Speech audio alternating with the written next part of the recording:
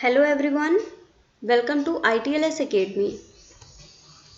हमारे लेक्चर का टॉपिक है cleaning and sanitation. Cleaning and sanitation, सबसे पहले हम देखते हैं कि प्रिंसिपल क्या है क्लीनिंग और सैनिटेशन प्रोसेस का।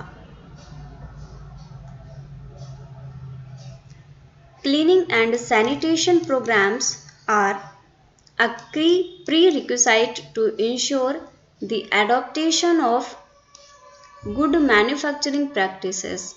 जो क्लीनिंग और सैनिटेशन प्रोग्राम्स होते हैं इनका बहुत इम्पॉर्टेंट रोल होता है, जो कि गुड मैन्युफैक्चरिंग प्रैक्टिसेस के लिए एक बहुत इम्पॉर्टेंट रोल प्ले करता है। Cleaning will not be effective unless it is fully supported by management.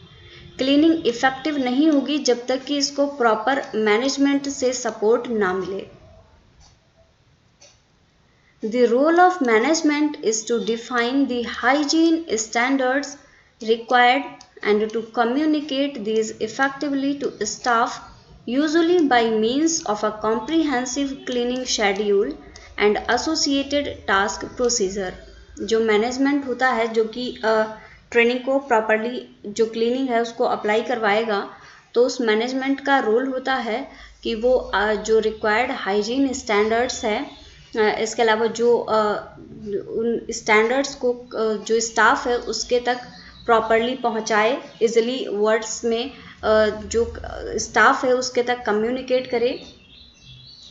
ये हो सकता है by the use of comprehensive cleaning schedule. Comprehensive cleaning schedule के द्वारा उसको स्टाफ तक पहुंचाया जा सकता है। इसके अलावा जो वर्क की प्रोसीजर्स होती हैं, वर्क किस तरीके से हो रहा है, उसके द्वारा भी स्टाफ तक स्टैंडर्ड हाइजीन्स को पहुंचाया जा सकता है। क्लीनिंग शेड्यूल्स और procedures. Cleaning schedules coordinate cleaning activities and are a means of information transfer between management and staff। जो क्लीनिंग शेड्यूल होता है, क्लीनिंग शेड्यूल का काम होता है कि जो इन्फॉर्मेशन का ट्रांसफ़र है, जो मैनेजमेंट है और जो स्टाफ है उसके बीच में इंफॉर्मेशंस को किस तरीके से ट्रांसफ़र किया जाना है, किस तरीके की एक्टिविटीज़ होनी है, इसको मॉनिटर करता है।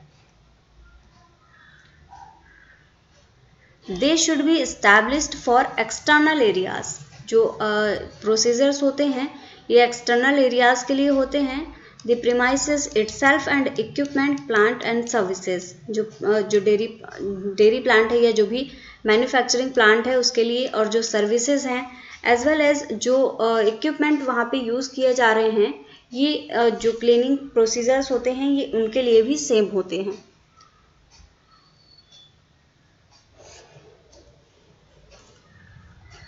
The site hygiene plan and associated cleaning schedule and cleaning procedures should be based on a risk assessment approach। जो साइट हाइजीन प्लान है और या जो क्लीनिंग शेड्यूल है ये एसोसिएटेड होता है जिस हिसाब से रिस्क असेसमेंट अप्रोच होती है, उसी के बेस पे ये क्लीनिंग और सैनिटेशन के प्रोग्राम्स को किया जाता है। The cleaning schedule needs to ensure effective economic cleaning. जो क्लीनिंग शेड्यूल है वो कुछ इस तरीके से होना चाहिए ताकि इफेक्टिव और इकोनॉमिक क्लीनिंग कराई जा सके। Equipment should be installed so as to facilitate effective cleaning. Equipments को इस तरीके से इंस्टॉल किया जाना चाहिए ताकि वो प्रॉपर और इफेक्टिव क्लीनिंग कर पाएँ। The practices used will vary with the size and type of manufacturing premises and number of staff involved. अब जो प्रैक्टिस है, जो क्लीनिंग की प्रैक्टिस है, वो डिपेंड करेगी कि किस तरीके का साइज़ है मैन्युफैक्चरिंग यूनिट का और कितना स्टाफ उस मैन्युफैक्चरिंग यूनिट में प्रेजेंट है, उसके बेस पे ही क्लीनिंग को शेड्यूल किया जाएगा।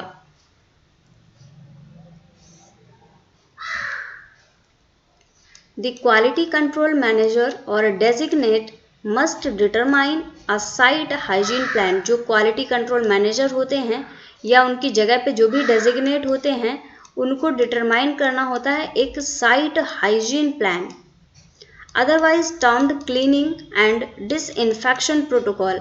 इसको क्लीनिंग और डिसइंफेक्शन प्रोटोकॉल भी बोला जाता है, that is appropriate to the business and the product manufacture.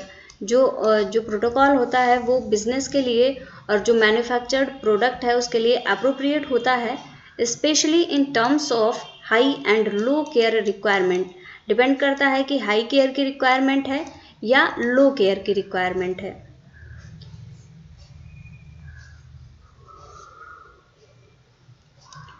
The implementation of the cleaning will only be effective if there are sufficient resources available in terms of time.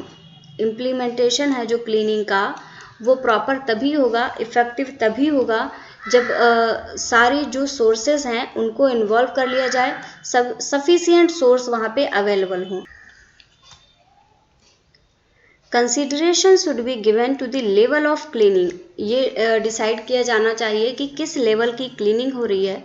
For example routine cleaning at one level and then further deep cleaning programmes at designated intervals. कि proper intervals को decide कर लिया गया, उसके बाद में routine cleaning हो रही है, डीप क्लीनिंग प्रोग्राम्स हो रही है। जैसे कि रूटीन क्लीनिंग है कम समय पे भी रख सकते हैं, जो डीप क्लीनिंग प्रोग्राम्स है टाइम इंटरवल बढ़ा के भी रख सकते हैं। तो इस तरीके से लेवल ऑफ क्लीनिंग को भी कंसिडरेशन दिया जाना चाहिए।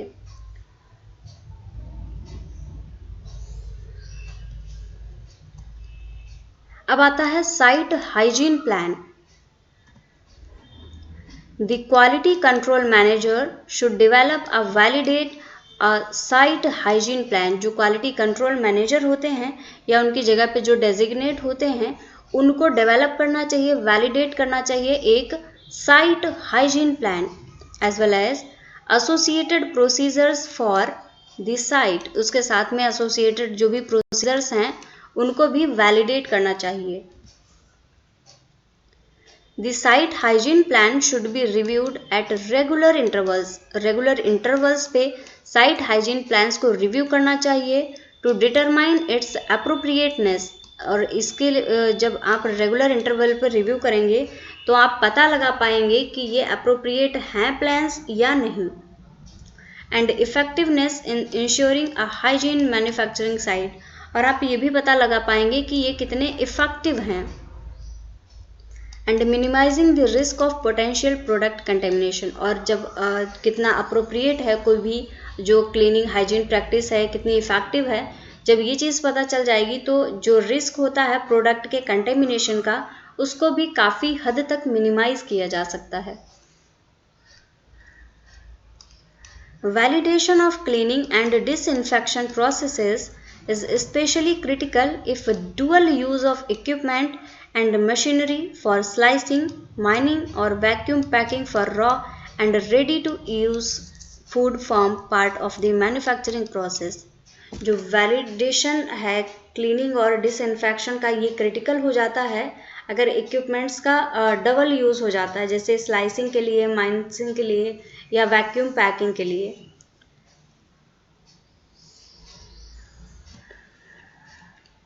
Where possible, there should be designated machinery to prevent this risk from occurring। अगर पॉसिबल हो तो इस तरीके की कुछ मशीनरी होनी चाहिए जो कि इस जो रिस्क है इसको होने से रोक सके। Where this is not possible, effective disinfection is a key prerequisite to ensuring food safety। जहाँ पे ये पॉसिबल नहीं है कि कोई मशीनरी को लगाया जा सके वहाँ पे डिसइंफेक्शन एक बहुत इम्पॉर्टेंट चीज़ हो जाती है, क्योंकि डिसइंफेक्शन होगा तो प्रॉपर हाइजीन प्रैक्टिसेस भी बनी रहेंगी। Validation of cleaning methods should also assess the potential for cross contamination by cleaning equipment। जो क्लीनिंग मेथड्स हैं इनको एसेस करना चाहिए, जो क्लीनिंग इक्विपमेंट हैं इनके क्रॉस कंटेमिनेशन के द्वारा भी आप इसको चेक कर सकते हैं। अगला आता है cleaning in place.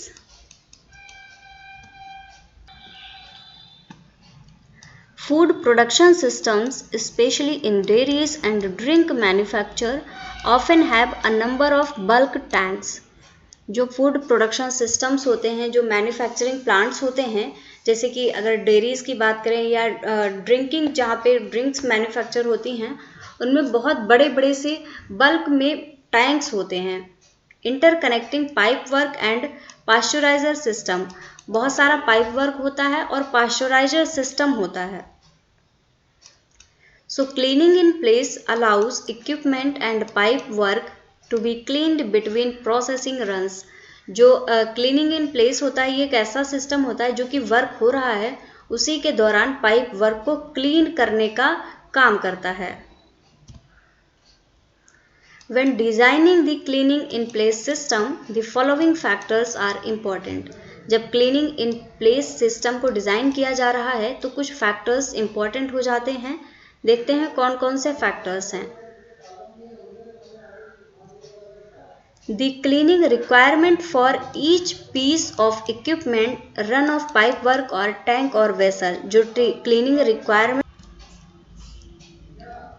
Flow rate, temperatures and chemical concentrations. जो फ्लो रेट है, जो भी टेम्परेचर है और जो केमिकल की कंसंट्रेशन है, ये भी फैक्टर एक इम्पॉर्टेंट पार्ट बनाते हैं क्लीनिंग इन प्लेस सिस्टम का।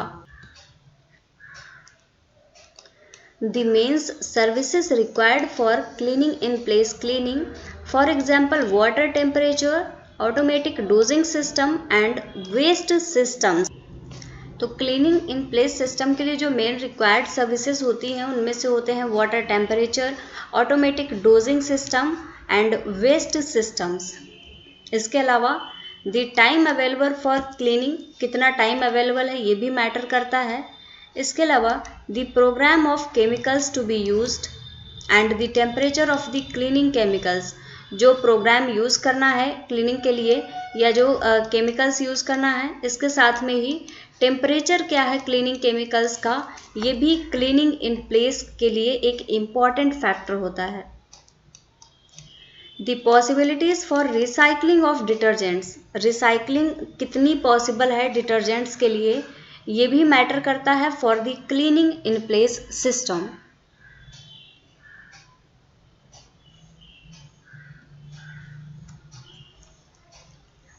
Cleaning in place system must not only be validated but also monitored and verified to ensure continued effectiveness.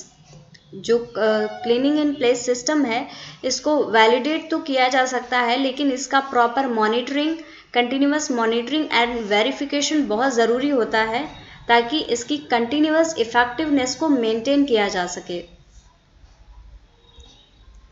Activities that should be undertaken include analysis of rainwater or first product through the lines which is sent to waste until approved as suitable for packing. जो activities हैं जो कि mainly होनी चाहिए cleaning in place system के लिए, वो होती हैं एनालिसिस ऑफ रेंस वाटर की एनालिसिस, या फिर जो पहला प्रोडक्ट लाइंस से गया है which is sent to waste until approved as suitable for packing, जो कि पाइपलाइन से भेजा गया है और वो वेस्ट होता है जब तक कि उसको पैकिंग के लिए सुटेबल अप्रूव नहीं कर दिया जाता। इसके अलावा uses data for cleaning chemicals and ATP bioluminescence testing, जो यूजेस डेटा है और जो क्लीनिंग केमिकल्स हैं, इसके अलावा जो एटीपी बायोल्यूमिनेसेंस टेस्टिंग है।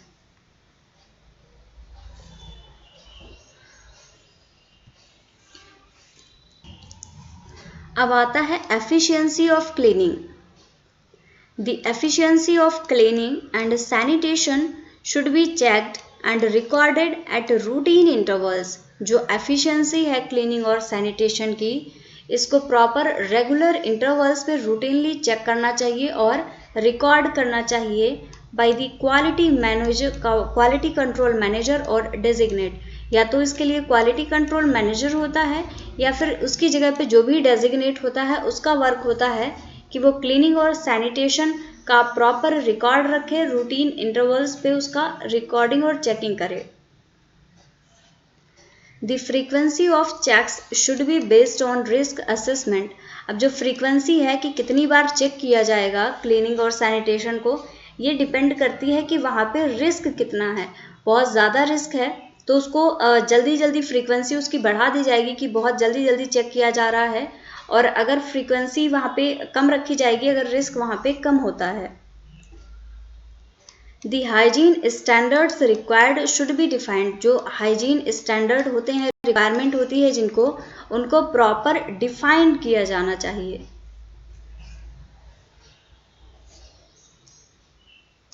Mechanism of monitoring and verification of the effectiveness of cleaning include visual inspection हो सकता है, contact microbial swabs हो सकते हैं, ATP bioluminescence टेक्निक हो सकती है, food material and product testing where risk assessment has identified the potential for chemical residue to be present in food if cleaning procedures are not suitably followed। जो food materials होते हैं, जो product की testing होती है, वो भी depend करता है कि रिस्क असेसमेंट वहाँ पे लिया गया है या नहीं लिया गया है, जो केमिकल्स हैं वहाँ पे, जो क्लीनिंग प्रोसीजर्स हैं उनको प्रॉपरली फॉलो किया जा रहा है या नहीं किया जा रहा है।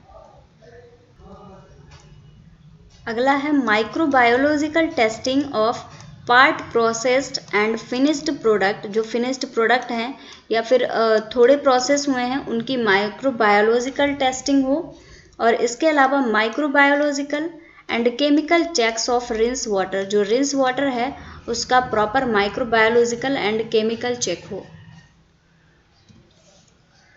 The monitoring and verification of cleaning activities should be formally documented। जो मॉनिटरिंग की जा रही है क्लीनिंग एक्टिविटीज़ की, इसका प्रॉपर डॉक्यूमेंटेशन होना चाहिए और रिकॉर्ड मेंटेन करके रखना चाहिए। Any trend analysed and where required corrective action implemented to improve cleaning and sanitation practices. Record में क्या क्या होना चाहिए, जो भी कुछ एनालाइज किया गया है, कहीं पे अगर करेक्टिव एक्शन लेने की ज़रूरत है तो ये सारी चीज़ें उस क्लीनिंग एंड सैनिटेशन प्रैक्टिस का जो डॉक्यूमेंटेशन होगा वहाँ पे प्रॉपर रिकॉर्ड होना चाहिए। Follow-up inspections should be undertaken to ensure that the corrective action has been implemented and effective। जो follow-up inspections होते हैं, follow-up inspections का मतलब ही होता है कि वो ये इंश्योर करने के लिए होते हैं कि जो करेक्टिव एक्शन लिए गए हैं वो इफेक्टिव हैं या नहीं। अब आता है biofilms. The formation of biofilms is a major concern in food manufacturing environment। जो फूड मैन्युफैक्चरिंग यूनिट होती है, जो प्रोडक्शन एरिया होता है, वहाँ पे मेजर कंसर्न होता है बायोफिल्म्स का फॉर्मेशन। अब बायोफिल्म्स होती क्या हैं, कैसे बनती हैं? Biofilms can caused by microorganism that adhere to each other and also to a surface। Biofilm कैसे बनती है कि कोई भी सरफेस है वहाँ पे माइक्रो ऑर्गेनिजम्स आके बैठ गए। पहले तो ये ऐसे सिंगल सिंगल बैठे हुए थे, फिर उसके बाद में इनके बीच बीच में भी बहुत सारे माइक्रोब्स आ गए और ये एक दूसरे से चिपक गए और वॉल से भी चिपक गए, तो ये माइक्रोब्स की एक फिल्म जैसी बन गई, एक दीवार जैसी बन गई। इसी को बोला जाता है biofilm. If biofilm forms, then this will reduce the efficacy of disinfection system। जो डिसइंफेक्शन सिस्टम है, अगर जहाँ पे वो वर्क कर रहा है वहाँ पे बायोफिल्म बन गई है तो फिर इसकी एफिकेसी जो होती है, जो इसकी एफिशिएंसी है वो बहुत कम हो जाएगा, क्योंकि बायोफिल्म जो है वहाँ पे कंटेमिनेशन को बढ़ा देगा। especially as they can provide harborage for pathogenic and spoilage organism।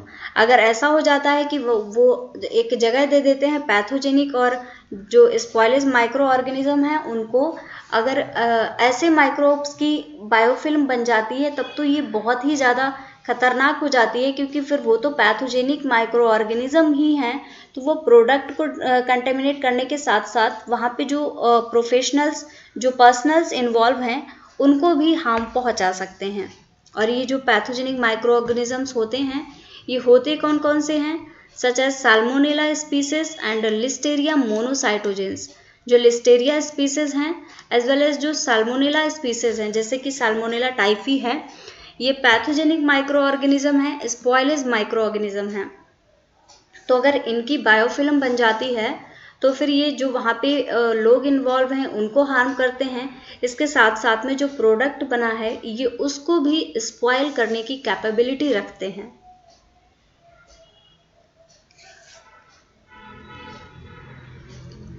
The type of biofilms formed will depend on the environment within the manufacturing unit in terms of the product manufactured and processed.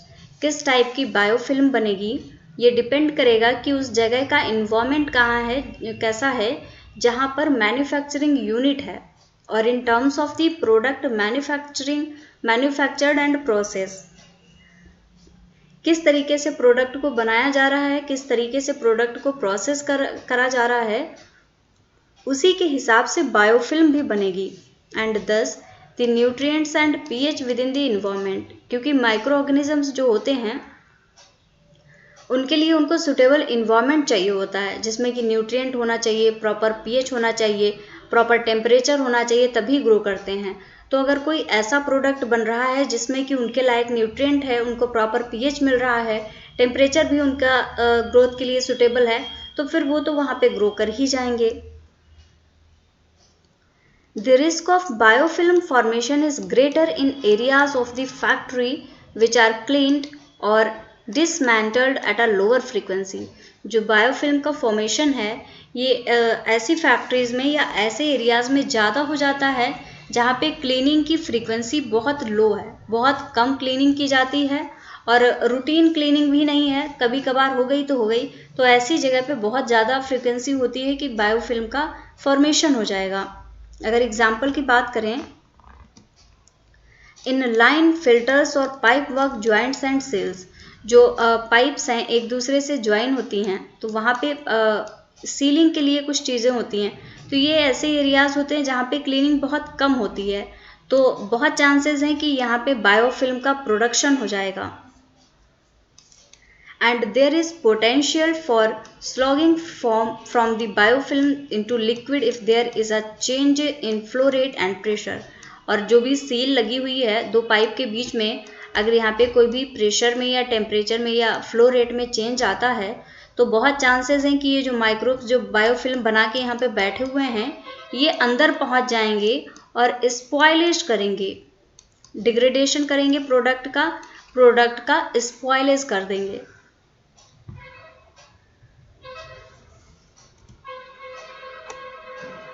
अगला आता है equipment and storage. The quality control और hygiene manager as appropriate should develop procedures to ensure, जो quality control manager होते हैं या जो hygiene manager होते हैं उनको कुछ प्रोसीजर्स बनाने चाहिए ताकि क्वालिटी को, सेफ्टी को इंश्योर किया जा सके। तो वो प्रोसीजर्स क्या क्या होते हैं, जैसे कि पहला है chemicals are kept in secure closed labelled containers, जो केमिकल्स हैं उनको सिक्योर कंटेनर्स में रखा जाए, क्लोज्ड हो कंटेनर्स और प्रॉपर उन पे लेबलिंग हो तो पता चले कि कौन सा क्या केमिकल है और कितना हार्मफुल है। And used according to manufacturers instruction, और ये केमिकल्स इस तरीके से रखा जाना चाहिए कि मैन्युफैक्चरर के इंस्ट्रक्शन के अकॉर्डिंग ही इनको यूज़ किया जाए, कि जिस तरीके के इंस्ट्रक्शन मिल रहे हैं उसके अकॉर्डिंग हो, कोई ऐसे ही नहीं कि जब मन हुआ उठा के केमिकल को यूज़ कर दिया। Chemical stores are secure, locked and bunded and away from food areas, जो केमिकल स्टोर्स हों वो सिक्योर हों, लॉक्ड हों, और जो फूड एरियाज होते हैं जहाँ पे फूड की मैन्युफैक्चरिंग हो रही है, प्रोडक्शन हो रहा है, वहाँ से दूर होने चाहिए। Stock is rotated correctly and chemicals are used within their duration marking.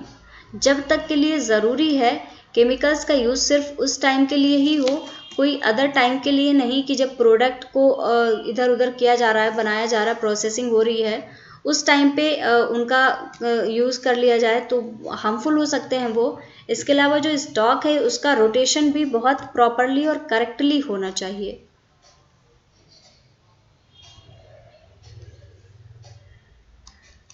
Food containers are not used for storage of cleaning chemicals, जो फूड कंटेनर्स होते हैं उनका यूज़ बिल्कुल भी नहीं होना चाहिए जो क्लीनिंग केमिकल्स हैं उनके स्टोरेज के लिए। Health and safety data are available and reliable for all chemicals. जो हेल्थ और सेफ्टी का डेटा है वो अवेलेबल होना चाहिए और रिलायबल होना चाहिए जितने भी केमिकल वहाँ पे स्टोर करके रखे गए हैं। अगला आता है cleaning chemicals for food processing areas for toilets areas where these are non food grade are stored separately. जो फूड प्रोसेसिंग एरिया है वहाँ पे जो क्लीनिंग करने वाले केमिकल्स हैं और जो टॉयलेट एरियाज हैं वहाँ पे जो क्लीनिंग वाले केमिकल्स हैं उनको अलग अलग स्टोर करके रखना चाहिए, क्योंकि जो केमिकल्स होते हैं वो भी फूड ग्रेड और नॉन फूड ग्रेड के होते हैं। तो उनको उसी हिसाब से जो फूड ग्रेड के हैं जो नॉन फूड ग्रेड के हैं उनका स्टोरेज भी अलग अलग से उसी प्रकार से व्यवस्था करके उनका करना चाहिए।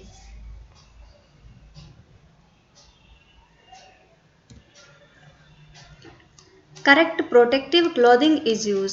प्रोटेक्टिव क्लॉथिंग का यूज करना चाहिए and spoilage procedures are developed and implemented. Spoilage के जो प्रोसीजर्स हैं उनको डेवलप करना चाहिए और उनको इम्प्लीमेंट करना चाहिए। So thank you very much guys for watching this session. अगर आप कोर्स को ज्वाइन करना चाहते हैं तो आप विजिट कर सकते हैं हमारी एकेडमी की वेबसाइट को, ITLS एकेडमी को, या फिर आपको लिंक मिल जाएगा डिस्क्रिप्शन में जहां से आप डायरेक्टली जाके कोर्स को ज्वाइन कर सकते हैं। फॉलो करिए ITLS एकेडमी को on various social media platforms like Instagram, Facebook, Twitter, YouTube, WhatsApp and LinkedIn. Also subscribe to our YouTube channel and get the app of ITLS Academy on Google Play Store.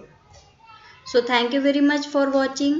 Like this video, share with your friends and also subscribe to our YouTube channel ITLS Academy. So thank you very much everyone. Thank you again for watching this session.